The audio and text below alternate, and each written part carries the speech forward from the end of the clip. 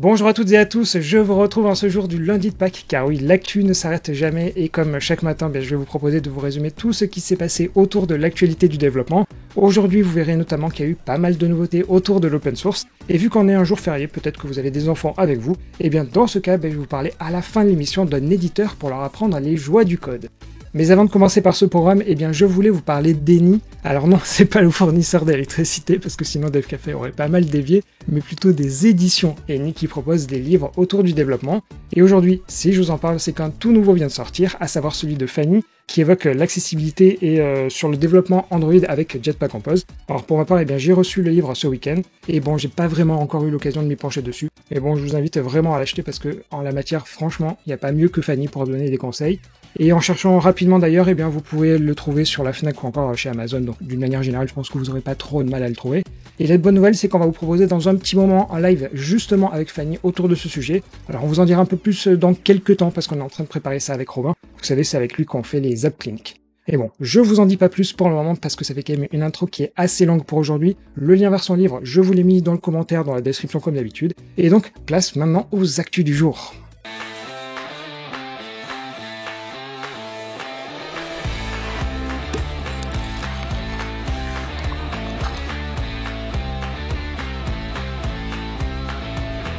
Pour commencer, et comme je vous l'ai indiqué dans l'introduction, on va pas mal se parler de l'open source. Et donc pour commencer, Google a lancé il y a quelques temps sa Google Dev Library. Et en gros, c'est un micmac entre des articles techniques et un annuaire de projets open source.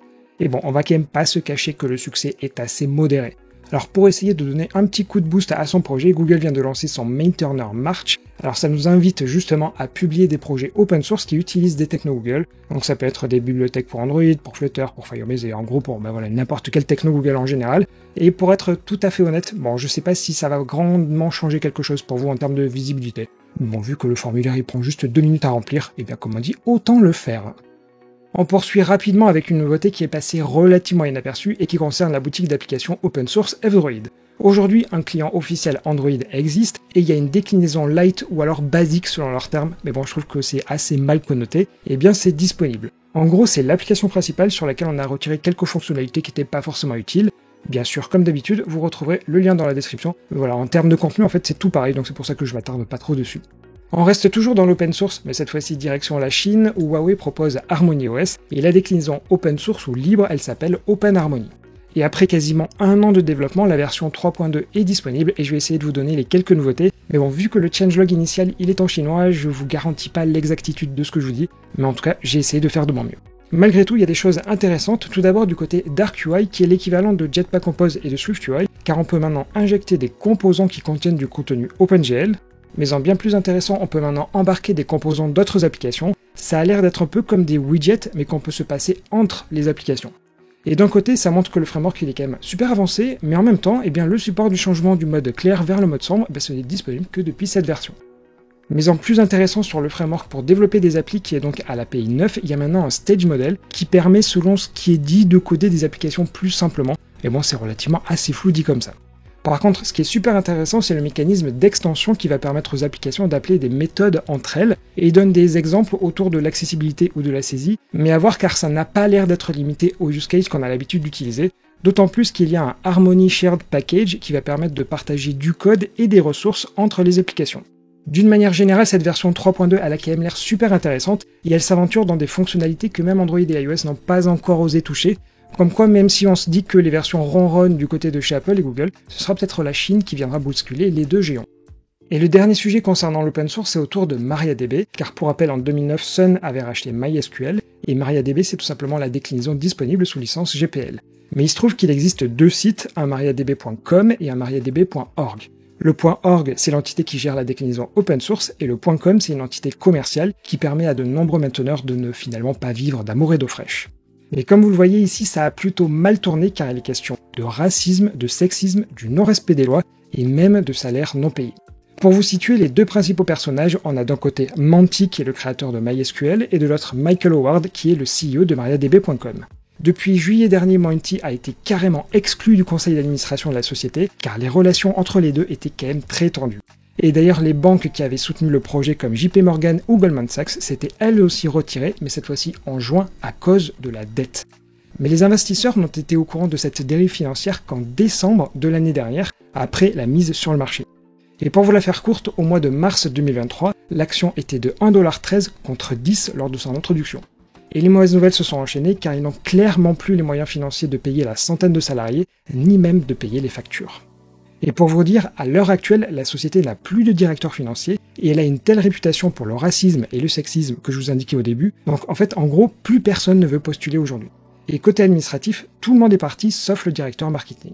Et finalement, qu'est-ce qui se passe quand on est au fond du trou et qu'on essaye de masquer toutes les bêtises qu'on a fait? Eh bien, les dirigeants, ils ont embauché un cabinet d'avocats qui ont maintenant les pleins pouvoirs et qui en quelque sorte vont essayer de jouer de paratonnerre pour le CIO. Et bon voilà, en fait, d'une manière générale, on connaît déjà le dénouement de toute cette histoire. MariaDB va fermer, on va dire que c'est une question de semaines voire de jours, mais voilà, maintenant c'est carrément des avocats dans cette histoire. Et finalement, la leçon à retenir ici, c'est que quand l'open source essaie de basculer vers un format classique d'entreprise, ça marche pas à tous les coups. Et la seule bonne nouvelle de cette histoire, c'est que MariaDB.org est bien protégé et va pouvoir continuer de vivre sans aucun problème, mais toutefois sans les contributions des personnes qui travaillaient sur la version .com. Bon, et bien c'était une histoire fort rocambolesque qui va forcément avoir une suite, et avant de passer aux autres actus, et bien place aux petites infos de la partie en bref. Chez Google, les économies se multiplient entre les licenciements et les fournitures de bureaux, et c'est désormais l'écosystème autour du Google Assistant qui va finir au cimetière. Car outre les appareils proposés par Google, Lenovo, JBL ou encore LG proposaient des écrans connectés. Mais Google annonce la fin du support. Du côté de chez Microsoft, c'est guère mieux en termes de nouvelles puisque la Xbox permettait d'exécuter des émulateurs d'anciennes consoles, chose pourtant légale. Ce n'est plus le cas suite apparemment à une plainte de Nintendo où Microsoft a décidé de couper tous les émulateurs et pas uniquement ceux des anciennes consoles de Big N. Toujours dans les mauvaises nouvelles mais en un peu plus positives, les géants américains licencient certes, mais les chiffres en Europe sont moins importants, notamment grâce aux législations des différents pays. C'est pour cela entre autres que l'Allemagne et la France sont moins impactés. Et enfin, si vous aimez les autocollants Intel Inside, un site vous propose l'équivalent mais avec les processeurs M1 et M2 d'Apple. À quasiment 6€ pièce, ce n'est pas forcément donné. Allez, on reprend avec une information que l'on savait déjà mais qui est désormais effective puisque l'ancien API de Twitter est désormais désactivé.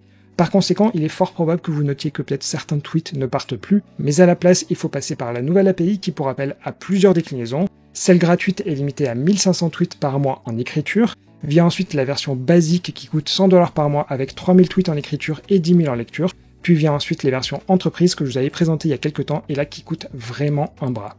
Bon, tout à l'heure, je vous ai parlé de MariaDB.com qui était proche de la fermeture, et bien chez Stable Diffusion, ça ne va pas si bien non plus, car Stability AI, qui est le nom de la société derrière ce projet open source, ils ont levé 100 millions de dollars l'année dernière et ils auraient quasiment tout cramé depuis.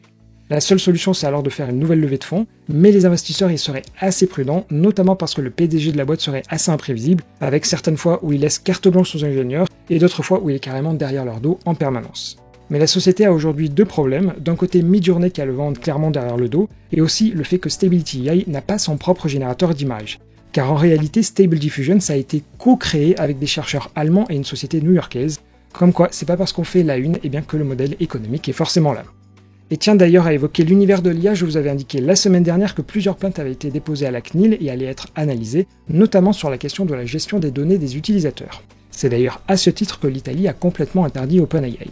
Mais en France, on est plutôt sur la tendance inverse, car le ministre délégué chargé de la transition du numérique, dont je vais pas vous dire son nom parce que de toute manière personne ne le connaît, mais bon, d'une manière générale, il s'est exprimé la semaine dernière au journal La Tribune et je vais vous citer les éléments importants de son interview.